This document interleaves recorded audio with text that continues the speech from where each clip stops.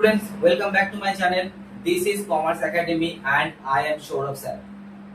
बच्चों आज आप लोगों के लिए मैं इंश्योरेंस क्लेम अकाउंटिंग का वीडियो नंबर 2 यानी कि पार्ट 2 को लाने वाला। ऑलरेडी हम लोगों ने आपके लिए पार्ट 1 वीडियो जो है अपलोड कर दिए हैं, जिसमें हम लोगों ने ये सिखाया है कि इंश्योरेंस क्लेम में अगर आपका स्टॉक में कोई भी लॉस होता है तो आप उसको कैसे क्लेम कर सकते हो, उसका अकाउंटिंग ट्रीटमेंट क्या होता है, एक एग्जाम्पल के साथ आपको समझाए थे। आशा करते हैं कि आपको वो समझ में आया होगा। अगर ऐसा है तो हमेशा जो भी वीडियोस आप देखेंगे उसमें कमेंट लाइक जरूर कीजिएगा और तो और सब्सक्राइब को भी, चैनल को सब्सक्राइब भी कीजिए। तो आज आप लोगों के लिए मैं एक नया कॉन्सेप्ट लाया हूँ जो कि कॉन्सेप्ट नंबर 2 था, वो है लॉस ऑफ प्रॉफिट। तो पहले समझते हैं लॉस ऑफ प्रॉफिट क्या होता है। अब एक एग्जांपल ले लेते हैं कि हमारे बिजनेस में किसी एक दिन आग लग जाता है। मान लेते हैं कि 1 अगस्त को आग लग जाता है, भयंकर आग लग जाता है, जिसके कारण से हमारे बिजनेस का मैक्सिमम 70% से 75% जो है वो जल जाता है, डिस्ट्रक्ट हो जाता है। और हम लोग क्या करते हैं, हम लोग अपने नॉर्मल ट्रैक से जो है वो हट जाते हैं। भाई इतना बड़ा इंसिडेंट है।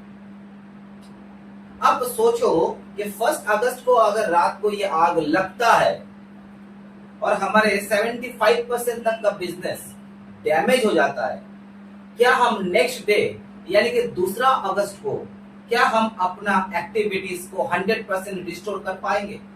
यानी कि जैसा था 31 जुलाई तक, क्या वैसे ही बिल्कुल हो जाएगा हमारा बिजनेस? नहीं, ऐसा कोई मैजिक तो होने वाला नहीं है। हमें बिजनेस को फिर से रिस्टोर करने में कुछ वक्त लगेगा, कुछ टाइम लगेगा। अभी कितना टाइम लगेगा? मे बी 2 महीना, मे बी 4 महीना, मे बी 6 महीना, डिपेंड करता है बिजनेस का नेचर के ऊपर, साइज के ऊपर और आग कितना लगा है उसके ऊपर। तो अब सोचो अगर हम लोगों को 6 महीना लग जाता है रिस्टोरेशन के लिए, तो क्या वो 6 महीना हम इंतजार करें कि बिजनेस फिर से रिस्टोर हो जाए, उसके बाद हम अपने एक्टिविटीज को चालू रखें? या ये 6 महीना तक हम अपने रेगुलर एक्टिविटीज को करते रहेंगे? हाँ, डेफिनेटली वो जो हमारे टोटल कैपेसिटी है उससे बहुत ही कम से 20% या 30% कैपेसिटीज में ही रन कर पाएंगे, क्योंकि हमारा मैक्सिमम यूनिट जो है वो जल चुका है। तो हम अपने बिजनेस को कंटिन्यू करते रहेंगे ताकि हम अपने खर्चे को रिकवर कर सकें, क्योंकि आग लग जाने से हमारा जो फिक्स्ड खर्चा होता है उसे तो हम लोग ना नहीं कर सकते, ना टाल नहीं सकते। हाँ, इनिशियली 1 महीने के लिए हम टाल दें, लेकिन ये कंटिन्यू नहीं हो सकता है। जो लोग एम्प्लॉइज है, क्या कितना दिन तक उन लोगों को हम सैलरी ना दें? जो रेंट है, कितना दिन तक हम लैंडलॉर्ड को रेंट ना दें? तो जो भी फिक्स्ड एक्सपेंसेस है वो तो हमें करना ही है। और हम जानते हैं जो हमारा फिक्स्ड एक्सपेंस होता है, यानी कि जो इनडायरेक्ट एक्सपेंस होता है, वो हम लोग अपने ग्रॉस प्रॉफिट से ही मेकअप करते हैं। जब फाइनल अकाउंट्स किए होंगे तो उसमें हम लोग देखे थे कि हमारा ट्रेडिंग सेक्शन और profit and loss section 2 section होता है। ट्रेडिंग सेक्शन में जो आता है वो तो डायरेक्ट एक्सपेंसेस है, वो तो आपका प्रोडक्ट के साथ रिलेटेड एक्सपेंस होता है। मतलब आपको अगर माल बेचना है तो आपको वो खर्चा करना ही है। लेकिन जो इनडायरेक्ट एक्सपेंसेस है वो डिपेंड करता है हमारा कितना ग्रॉस प्रॉफिट है उसके ऊपर।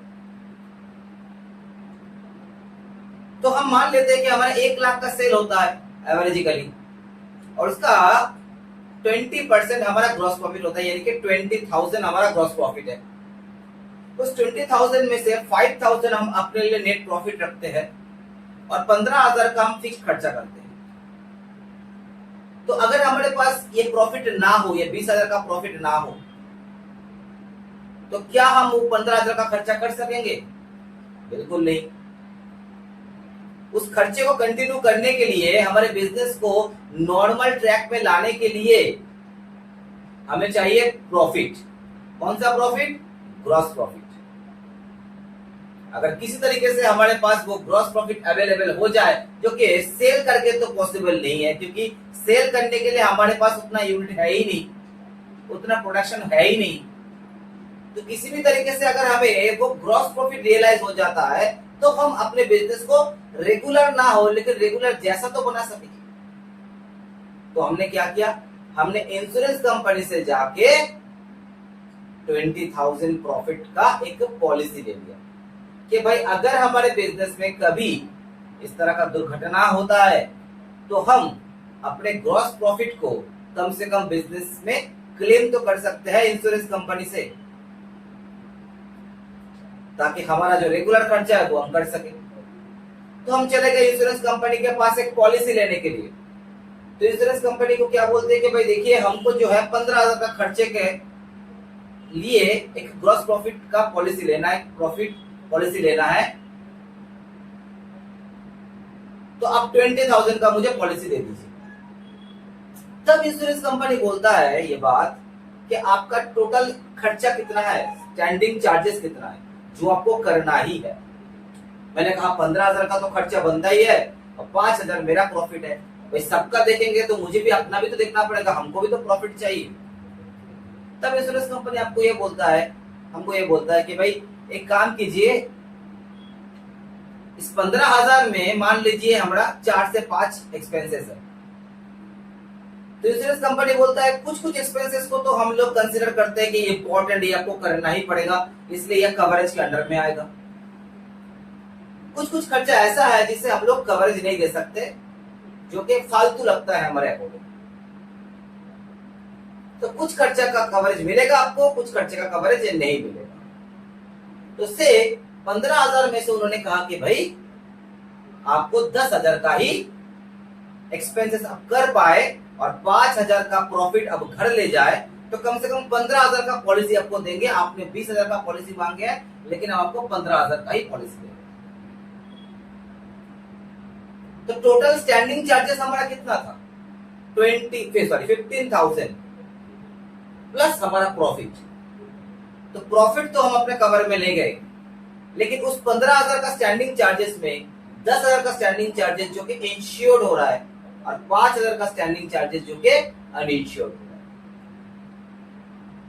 तो इतना जो स्टोरी मैंने समझाया आपको, इससे आपको इतना तो पता चल जाता है कि क्या होता है स्टैंडिंग चार्जेस, उसमें कितना इंश्योर्ड होता है, किसको इंश्योर्ड स्टैंडिंग चार्जेस कहते हैं, किसको अनइंश्योर्ड स्टैंडिंग चार्जेस कहते हैं, ये भी हम आपको समझा दी।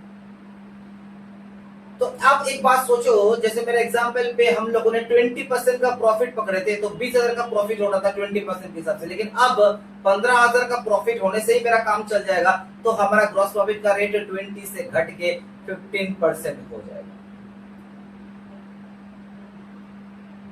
तो हमारा जो लॉस पीरियड है, जिसे हम कहते हैं इंडेमनिटी पीरियड, तो हमने क्या कहा अपने इंश्योरेंस कंपनी को कि भाई 6 महीने के लिए हम लेंगे ये पॉलिसी, यानी कि 6 महीने तक आप हमें रेगुलर ग्रॉस प्रॉफिट ट्रांसफर करते रहिएगा, और हमें उम्मीद है कि 6 महीने में हम रिकवर कर जाएंगे।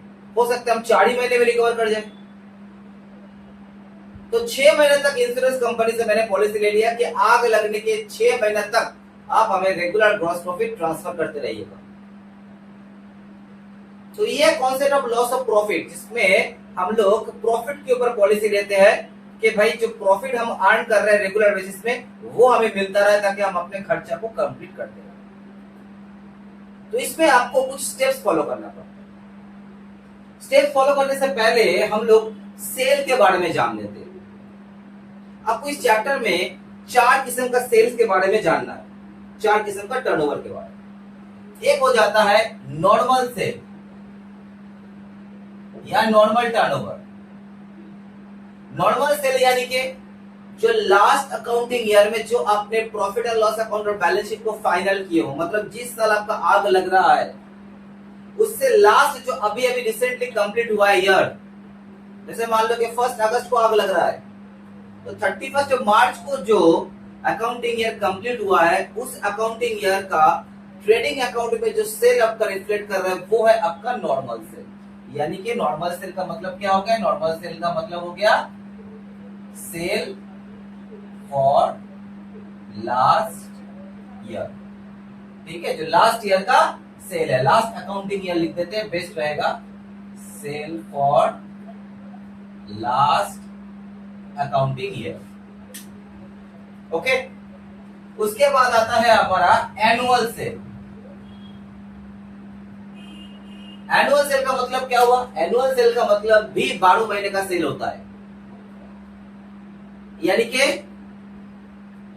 12 month sale till the date of fire, मतलब जिस दिन आपका आग लगा है, यानी कि अगर हम 31 जुलाई ले लेते हैं आग लगने वाला डेट, या 1 अगस्त ले लेते हैं वट एवर, तो 31 जुलाई तक का जो 12 महीना कंप्लीट होता है, यानी कि फ्रॉम 1 अगस्त लास्ट ईयर से लेके 31 जुलाई करंट ईयर तक पूरे 12 महीने का सेल को हम कहेंगे एनुअल सेल। मतलब हर रोज जो साल खत्म हो रहा है आपका, उस एक साल का टर्नओवर को हम कहते हैं एनुअल सेल। एनुअल सेल का मतलब क्या हो गया बेटा?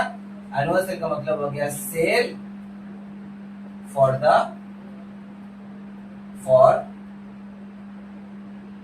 1 year ending to the date of fire। ठीक है, to the date of fire, जिस दिन मेरा आग लग रहा है उस दिन तक का जो मेरा 1 ईयर का सेल हो रहा है उसे हम कह रहे हैं एनुअल सेल। उसके बाद हम लोग देखेंगे तीसरा सेल होता है स्टैंडर्ड सेल। स्टैंडर्ड सेल का मतलब क्या हुआ? स्टैंडर्ड सेल का मतलब हुआ, जैसे मैंने कहा कि हमारे इंडेमनिटी पीरियड क्या होता है, जितना दिन तक हम सोच के रखे कि भाई हमको रिस्टोर होने में टाइम लगेगा उसे हम कहते हैं इंडेमनिटी पीरियड, लेकिन हम उससे पहले रिकवर हो जाता है। मान लेते हैं कि 3 महीने के अंदर अंदर हम रिकवर हो रहा है, तो 3 महीने यानी कि अगस्त, सितंबर और अक्टूबर, 3 महीने हमको लग रहा है रिकवर होने में। हमने पॉलिसी लेके रखे थे 6 महीने के लिए, लेकिन 3 ही महीने के अंदर अंदर हम लोग फुली रिकवर हो जा रहे हैं। लेकिन देखो ये 3 महीना मैंने कहा, ये 3 महीना पूरा ऑल ओवर इंडिया में फेस्टिव सीजन रहता है। दिवाली हो, दुर्गा पूजा हो, या कोई भी मोटा मोटी फेस्टिव सीजन रहता है। और अगर मान लो कि हमारा ऐसा बिजनेस है, मान लो कि गारमेंट्स का बिजनेस है, तो फेस्टिव सीजन में गारमेंट का जो है बिजनेस काफी चंगा रहता है। लेकिन आग लग जाने से मेरा बिजनेस जो है डैमेज हो गया है, और हम लोग अपने रेगुलर ट्रैक में नहीं है, और जितना मार्केट में हमारा डिमांड है उतना हम फुलफिल नहीं कर पा रहे, और उस वजह से हमारा सेल जो है वो डाउन हो गया है। तो इन 3 महीने में जो एक्चुअल सेल है, अगर हम देखें लास्ट ईयर इन 3 महीने में मेरा क्या सेल था as compare to current sale, यानी कि अगर हमारा आग लगता है 1 अगस्त 2025, तो अगस्त, सितंबर, अक्टूबर 25 ये है मेरा एक्चुअल पीरियड। अगर हम कंपेयर करते हैं कि लास्ट ईयर बिल्कुल इसी समय यही वो टाइम था, यानी कि अगस्त, सितंबर और अक्टूबर 2024, उस समय हमारा सेल क्या था, तभी तो हम कंपेयर कर पाएंगे ना कि हमारा सेल कितना डाउन हो गया, कितना गिर गया। तो स्टैंडर्ड सेल क्या हो गया? स्टैंडर्ड सेल हो गया last year cell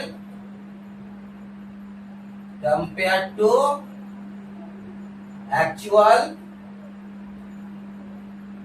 suffering period.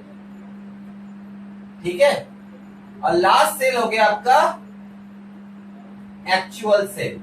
Actual sale मतलब loss during indemnity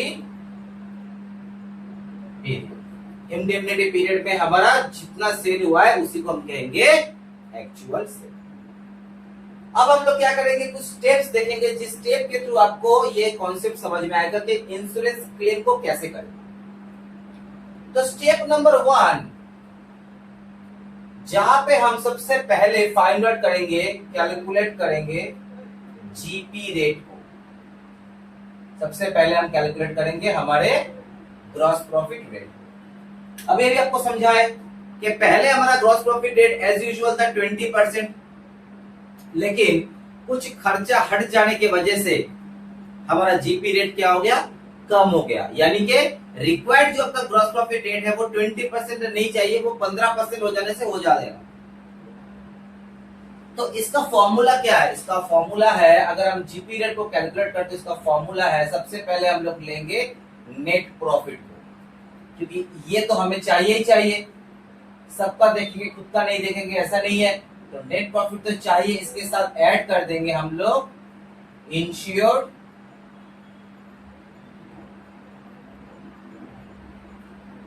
standing charges, divide कर देंगे हम लोग जो हमारा नॉर्मल सेल है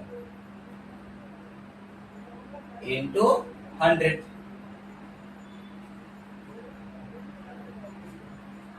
तो जैसे नेट प्रॉफिट हमारा था मेरे एग्जांपल के हिसाब से 5000, ये हम अपने घर लेके जाएंगे, प्लस 15,000 हो गया मेरा insured standing charges. Total standing charges था 15,000, सॉरी मैं गलत बता दिया, 10,000 था मेरा इंश्योर्ड स्टैंडिंग चार्जेस। तो 5,000 का प्रॉफिट हम घर लेके जाएंगे और 10,000 का खर्चा हमें करना है।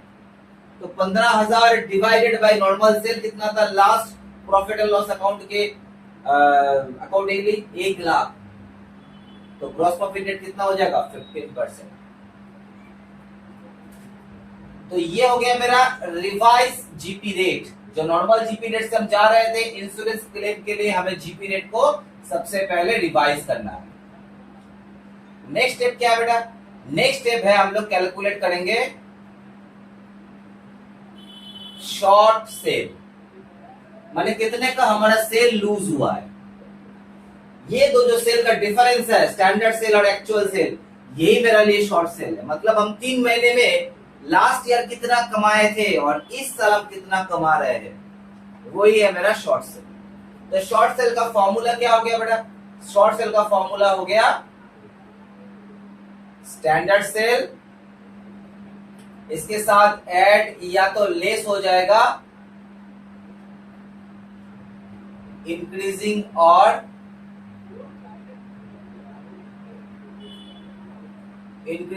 Decreasing trend. इंक्रीजिंग और डिक्रीजिंग ट्रेंड क्या है? क्वेश्चन में दिया रहेगा। या तो हम हर साल ग्रो करते हैं या तो हर साल हम लोग डिक्लाइन करते हैं। मान लेते हैं कि हम 10% इंक्रीजिंग ट्रेंड में है, यानी कि हर साल हम अपने सेल को 10% बढ़ाते हैं। तो लास्ट ईयर इन 3 महीने में हमारा सेल था मान लो 50,000, तो इस साल हमारा उम्मीद था 50,000 के साथ और 10% बढ़ेगा, यानी कि 55,000 होगा। लेकिन एक्चुअल सेल हुआ है केवल 20,000, तो 35,000 का हमारा शॉर्टफॉल हुआ है सेल। तो इसमें क्या करेंगे? इंक्रीज होगा तो ऐड कर देंगे, डिक्रीजिंग होगा तो माइनस कर देंगे, उसके साथ लेस करेंगे जो हमारा एक्चुअल सेल है।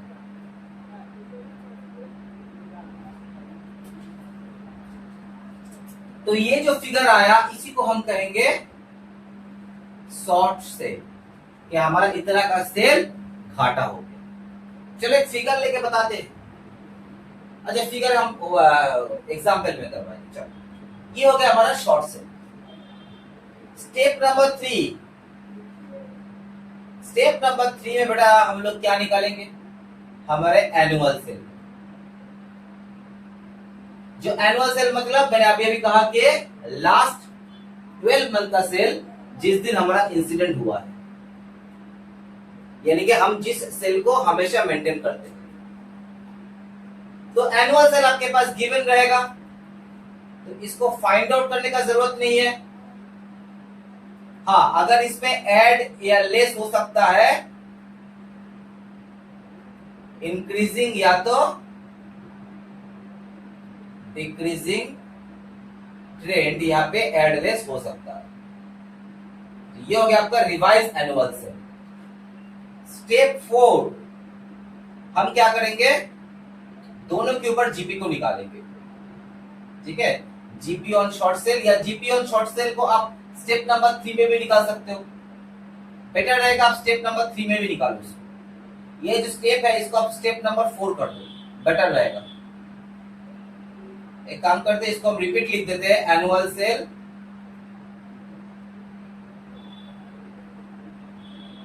इसके साथ ऐड या लेस करते हैं इंक्रीजिंग और डिक्रीजिंग ट्रेंड। और स्टेप 3 में हम कर देते हैं gross profit on the short cell. ये बेटर रहेगा। तो आप दोनों ही कर सकते थे, स्टेप 3 में इसको भी ला सकते थे, स्टेप 4 में उसको भी ला सकते थे। तो बेटर स्टेप 3 में इसको ला दो कि भाई हम जितना सेल लूज किए उसके ऊपर कितना प्रॉफिट को भी लूज किए। तो हम निकालेंगे शॉर्ट प्रॉफिट, स्टेप 3 में निकालेंगे हम लोग शॉर्ट प्रॉफिट। अगर सेल आपने लूज किए होंगे तो आपने प्रॉफिट भी लूज किए होंगे। अगर सेल आपने लूज किए तो उस सेल के ऊपर आपने प्रॉफिट भी लूज किए। तो इसका फॉर्मूला क्या हो जाएगा? इसका फॉर्मूला हो जाएगा स्टेप 2 के ऊपर हम लोग स्टेप 1 को कैलकुलेट करेंगे, यानी कि जितना सेल रिड्यूस हुआ है उसके ऊपर हम जीपी रेट को फाइंड आउट करेंगे, फिगर आउट करेंगे। स्टेप 4 में हम निकाल लेंगे हमारा एनुअल सेल कितना था।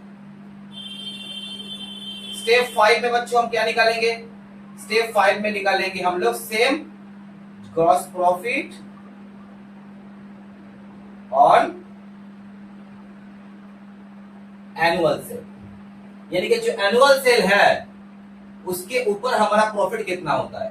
तो इसका फॉर्मूला हो जाएगा स्टेप 4 इंटू स्टेप 1। ये क्यों निकालेंगे? ये इसलिए निकालेंगे, जैसे लॉस ऑफ स्टॉक में मैंने क्या कहा था कि हम लोग को जो पॉलिसी लेते हैं वो क्लोजिंग स्टॉक के ऊपर बेस करके लेते हैं कि भाई हमारे एवरेज रोज का कितना स्टॉक रहता है उसके ऊपर बेस करके हम पॉलिसी लेते हैं।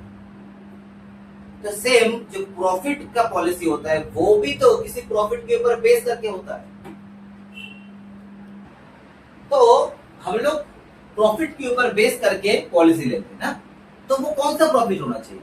रेगुलर हमारा जो एनुअल सेल है उस एनुअल सेल के ऊपर रोजाना जो प्रॉफिट मेरा होता है उसी प्रॉफिट के ऊपर हम बेस करके पॉलिसी लेंगे,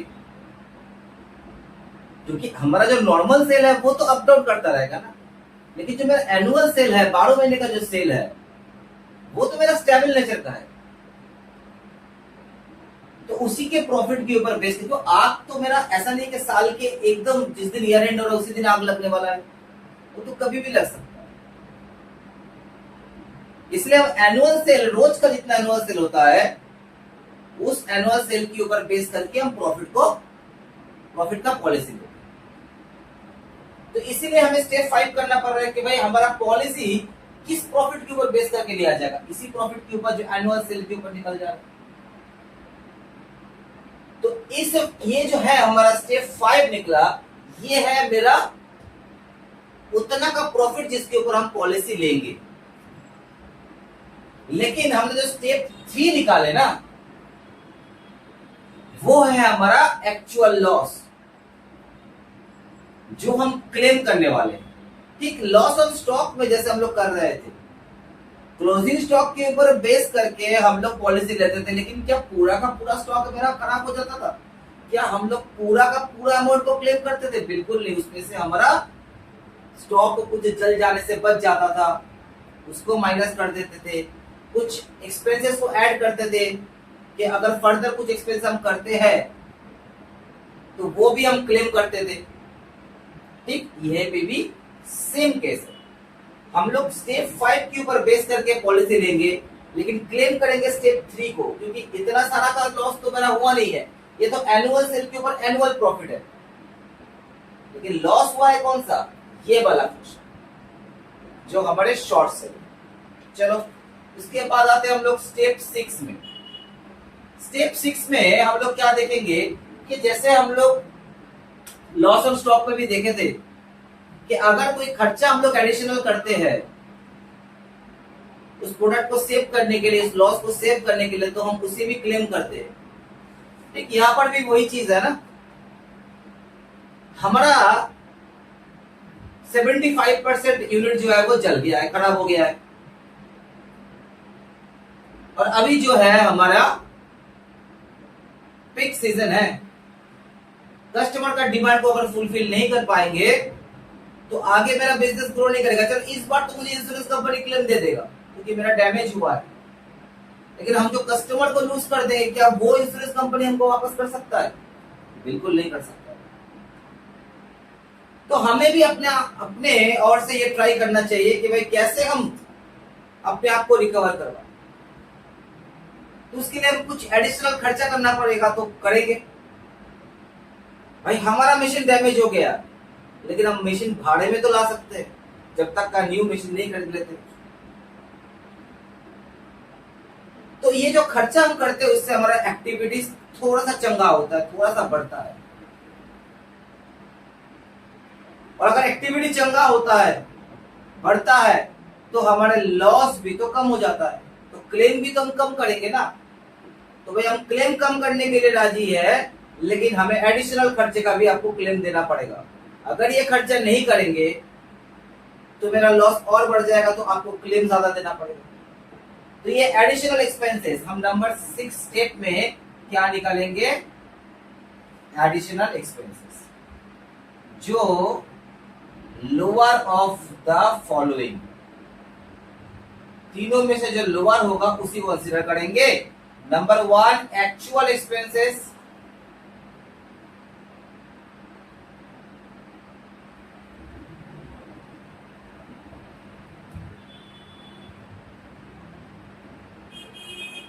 नंबर 2 जीपी ऑन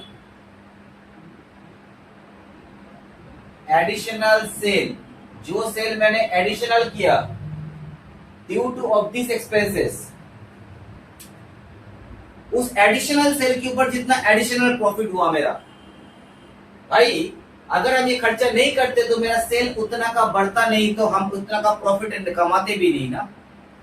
और उतना का प्रॉफिट नहीं कमाएंगे तो इंश्योरेंस कंपनी से उतना प्रॉफिट हम मांगेंगे कि भाई आप क्लेम दे दीजिए।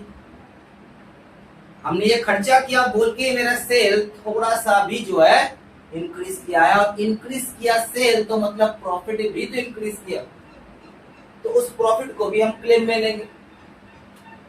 और नंबर 3, इसमें हमारा फॉर्मूला क्या हो जाएगा? हमारा फॉर्मूला हो जाएगा insured standing charges plus net profit divided bye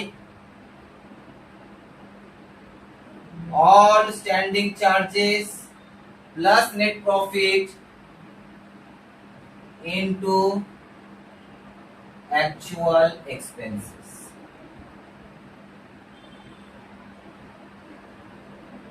इन तीनों में से जो लोअर होगा उसी को ही हम लोग स्टेप 6 का एडिशनल एक्सपेंसेस मानेंगे। तो अब हम लोग स्टेप 7 में अपने ग्रॉस क्लेम को निकालेंगे, यानी कि हम जितना का क्लेम करने जा रहे हैं। तो सीधा सा लॉजिक है, स्टेप 3 में जो हमारा निकला था रिजल्ट, उसी को तो हम क्लेम करेंगे कि भाई हमारा शॉर्ट सेल के ऊपर हमने सेल इतना का लूज किया, तो उतना का प्रॉफिट भी तो लूज किया, वो प्रॉफिट आप दीजिए हमको। यानी कि स्टेप 7 में हम लोग निकालेंगे हमारे ग्रॉस क्लेम को। और वो ग्रॉस क्लेम क्या है बच्चों? वो है स्टेप 3 तो मांगेंगे ही मांगेंगे, साथ में स्टेप 6 जो एडिशनल एक्सपेंसेस है वो भी तो मांगेंगे कि भाई वो भी आप मेरे को दीजिए, क्योंकि ये खर्चा किए बोल के ही तो हमारा लॉस कम हुआ है ना। तो स्टेप 3 के साथ हम जोड़ देंगे स्टेप 6, और उससे हम लोग माइनस कर देंगे अगर कोई सेविंग्स हुआ है तो सेविंग्स ऑफ चार्जेस। जैसे लॉस ऑन स्टॉक में क्या था मेरा?